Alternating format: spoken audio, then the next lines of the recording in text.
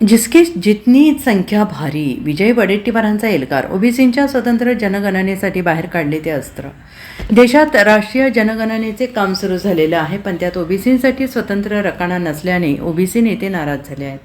तर काँग्रेस नेते विजय वडेट्टीवार यांनी आता ओबीसींच्या स्वतंत्र जनगणनेसाठी एल्गार पुकारला आहे. त्यांनी मोदी सरकारवर जोरदार हल्लाबोल केलेला आहे. ओबीसींच्या जनगणनेसंदर्भात सरकार कशामुळे घाबरत आहे असा सवाल त्यांनी केला आहे. यावेळी पूर्व विदर्भात लवकरच मोठं आंदोलन करण्याचा इशारा विजय वडेट्टीवार यांनी दिलेला आहे. भंडारा जिल्ह्यात जनगणनेवर बहिष्कार टाकण्यात आल्याची माहिती काँग्रेसचे नेते विजय वडेट्टीवार यांनी दिली आहे. मोदी सरकारला आम्ही निर्वाणीचा इशारा दिलेला आहे. पंतप्रधानांनी इशारा सांगितल्याप्रमाणेच ओबीसींचा स्वतंत्र रकाना ठेवून जनगणना करण्यात यायला हवी. ओबीसींशी सरकारने बेईमानी केलेली आहे, आमच्याशी विश्वासघात केलेला आहे, त्याचं उत्तर सरकारला द्यावं लागेल. सरकारला ओबीसीची स्वतंत्र जनगणना करायची नाही असा आरोप वडेट्टीवार यांनी केला आहे. ओबीसी जनगणना न करण्यामागे त्यांची काय भूमिका आहे हे त्यांनाच माहीत, पण आमची भूमिका ओबीसी जनगणना करणे ही आहे. सरकारला कदाचित जनगणनेची भीती वाटत असेल की ओबीसींची संख्या पुढे आली तर त्यांच्या हक्काचं त्यांना द्यावं लागेल. सध्या देशाला या सरकारने कंगाल करून ठेवलेलं आहे. आमचं मत एवढंच आहे की आमच्या लोकसंख्येच्या प्रमाणात अर्थसंकल्पात असेल अथवा ओबीसींसाठी असलेल्या सवलती, शिष्यवृत्तीत, सगळ्यात गोष्टीत आम्हाला आमचा वाटा मिळावा. त्यासाठी जिसकी जितनी संख्या भारी उसकी उतनी भागीदारी हीच आमची भूमिका आहे असं वडेट्टीवार यांनी स्पष्ट केलं आहे. ओबीसीचा जनगणनेमध्ये कालम नाही.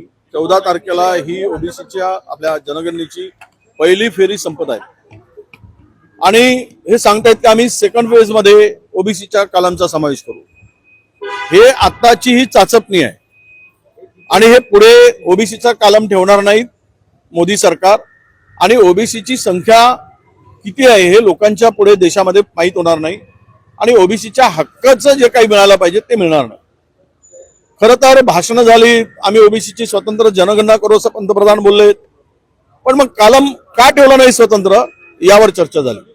आणि आज मी आपल्याला सांगतो की महाराष्ट्रामध्ये या संदर्भात किंवा देशामध्ये ओबीसीच्या स्वतंत्र जनगणनेची मागणी आता प्रचंड जोर धरू लागली आहे. एकट्या भंडारा जिल्ह्यामध्ये आपण पाहिलं तर भंडारा जिल्ह्यामध्ये या जनगणनेवर खूप मोठ्या प्रमाणामध्ये बहिष्कार टाकला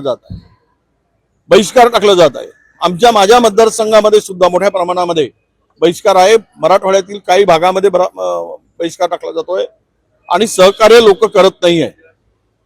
मला आमची मागणीच ही आहे की तुम्ही आज 14 तारखेला ही स्वतंत्र जनगणना संपत आहे, पण आम्ही आता प्रचंड महाराष्ट्रभर, देशभर आंदोलन करायची आम्ही आता तयारी सुरू केलेली आहे.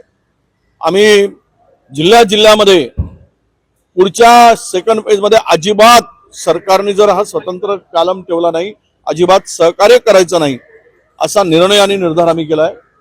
या संदर्भात 20 तारखेला नागपुरात महाराष्ट्रव्यापी ओबीसीची बैठक आम्ही आयोजित केलेली आहे आणि यामध्ये जो निर्णय आम्ही सगळे मिळून करू, महाराष्ट्रातील सगळे ओबीसी नेते मिळून, आणि मग या सरकारला दाखवू की तुम्ही ओबीसीचे मतं घेताय.